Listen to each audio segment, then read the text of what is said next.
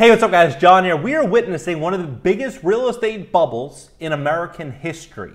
We're seeing everyone and their mother and father and sister and brother move into South Florida. And it's brought prices up to a level that's unbelievable. 58%. Rents have increased 58% in the last 2 years. And for context, general rent appreciation is about 3% a year. So about 33 years of a rent appreciation inside of 2 years. That is absolutely insane. But we're going to see a couple curveballs thrown in South Florida that I think are going to just pop the bubble. And I don't see any way around it. I reported on what the Redfin CEO said in September of 2021. And it's so crazy how perfectly it's unfolding. Ever since I made that prediction, we're moving more and more and more in that direction. And we're seeing some major changes coming to just property insurance. I don't think people are going to be able to even afford insurance in Florida. I don't think people are going to be able to afford to hold on to their properties. I think we're going to be seeing some major changes. Yeah, the last 2 years, people are leaving places like LA, San Fran, New York, Boston, Philly, expensive cities, and chasing a better lifestyle, no income tax, be close to the water. Florida has a lot going for it. But people aren't going to be able to hold on to this. Here's what's going on. Hit the like button. YouTube's going to share the content to educate more people on the truth, what's really going on in the real estate market. Home buyers aren't taking climate change seriously, the CEO of Redfin said. If you look at where people are moving, it's to Florida. It's to the southeast, which is especially flood prone and also just increased heat risk temperatures, right? I think that this idea of climate change is going to be factored into how people think about housing. It hasn't happened yet. The only people who have figured it out are the actuaries, the insurance companies, banks, the people who have to calculate the cost of insuring these properties. Increasingly, it's going to get harder and harder to get insurance. So if you're buying a property that requires a mortgage because you don't have all cash and you can't get insurance on that property, good luck getting financing. It's just not going to happen. It's going to get harder and harder to get a loan for these properties because the lender is going to see the writing on the wall that it's collateral risk. Now, about 10 minutes ago, they put this article out. And this article is about Ron DeSantis.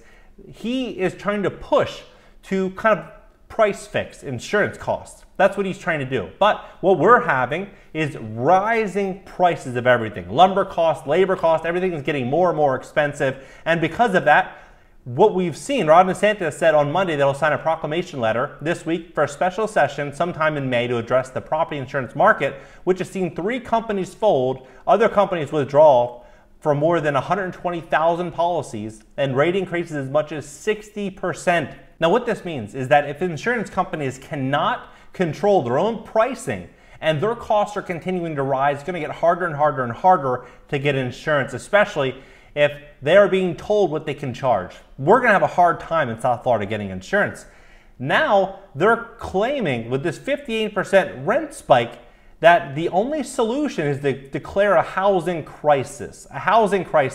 And they say that Florida law prohibits local governments from imposing rent control measures. If you don't know what rent control is a set of guidelines and laws set in place by the city, state, or municipality. And these guidelines and laws will tell landlords what they can and cannot do with their property, how much they can raise rents, and essentially will lay out the terms and conditions of what they must operate and how they must operate their own properties. Now in Florida, you do not have rent control. It does not exist.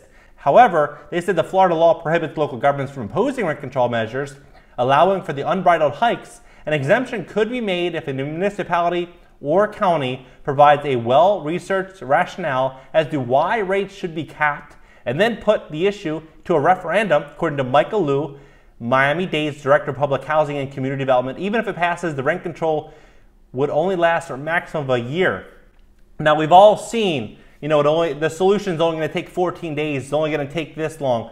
Whenever they say it's going to take, it'll only be 1 year, it'll only be a month, you could always bank on there'll be an extension, and there'll be more and more extensions. Now, if insurance prices are continuing to go up and now rents are going to be capped, what does this mean? It likely will mean that the desirability to own rental properties in these areas are slowly going to start getting modified. Because landlords, a lot of new investors have been flooding to South Florida, buying these properties and capitalizing on these increased rents, this increased demand. Now, if we start to see demand kind of get pulled away and the insurance costs going up, now we have to look at this new provision, which is very interesting. Climate emergency is what they were speaking about in August of 2019, right? Now we're looking at these rates in South Florida, how expensive it is for traditional home insurance. This is, in comparison to California, $1,600 or $19 compared to $6,900, right?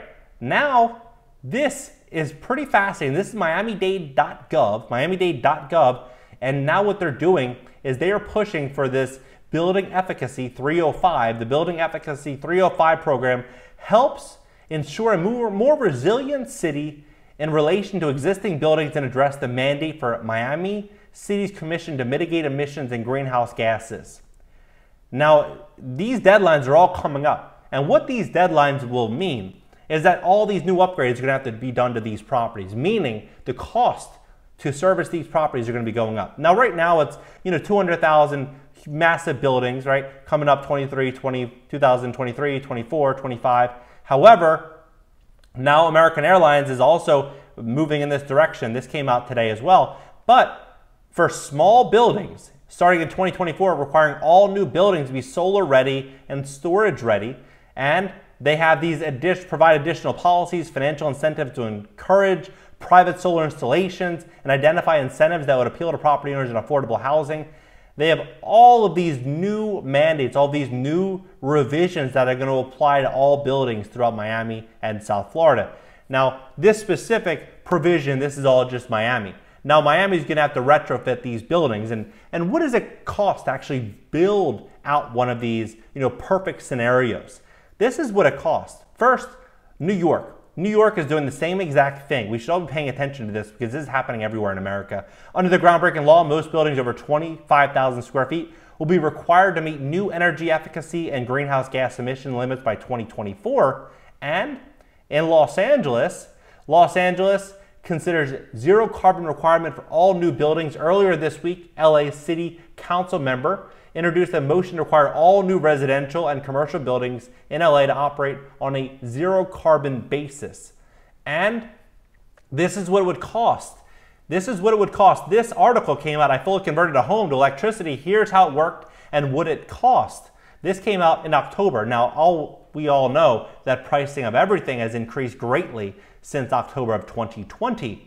Things have gone up 20 or 30%. So take that into consideration when we look at the numbers of what it would cost. Now, a VS pool pump, if you have a pool, $1,500. Attic installation, $3,400. LED lights, $300. Rooftop solar, $24,050. Energy storage, $16,700. Heat pump, HVAC, $26,000. Heat pump, $1,600. Total, $73,000. $73,000.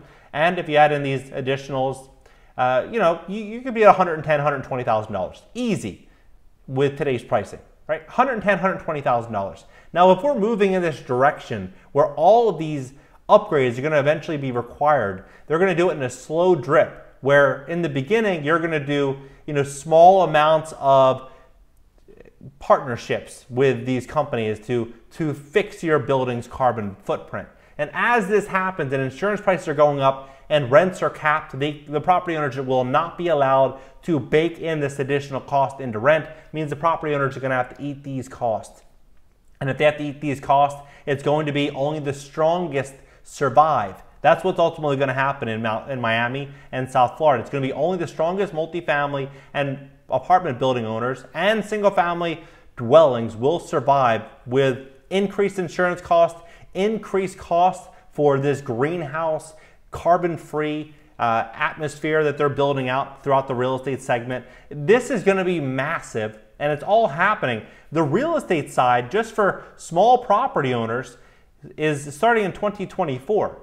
Starting in 2024, so about 18 months from now. So the big question is, if they roll out this emergency provision in the next few months, and they do that for 1 year, what's ultimately going to happen is, as this is phasing in, their costs are just going to they're going to be to their necks in debt. And what I've seen a lot of real estate investors do is that they buy properties, they'll fix them up, they'll refinance them, they'll take out as much debt on the property as possible, especially when debt is at record low rates, or it was 6 months ago, and they'll try to buy more and more and more and more properties, getting themselves to a place to where they can have so much cash flow coming in that it will far exceed the debt on all these properties. And if we're in an inflationary environment, then the debt only essentially gets eroded over time, because the purchasing power of the dollars in which the mortgages are secured then it almost becomes irrelevant, right? And so that's why I believe that we're going to see a massive pullback in South Florida. We're going to see a lot of people not being able to hold on to their properties. Even the CEO of Redfin came out and said South Florida is only going to be a place for the wealthy. Well, if you go to Miami and you go anywhere in South Florida, especially Miami and Miami Beach, you will see a lot of people from South America, a lot of people, hardworking, middle-class people that purchased their properties 10, 15 years ago when Miami wasn't as attractive as it is today. They're living on fixed incomes. As these costs continue to mount, these people are going to be forced to sell. And who are they going to sell to? The big corporations. That would be my guess. What do you think? Drop your comments below. Where do you see this whole thing going? Subscribe here. Consider subbing on my second channel, my personal channel. It's going to be a podcast starting May 4th, and on TikTok and Instagram. Catch you guys later.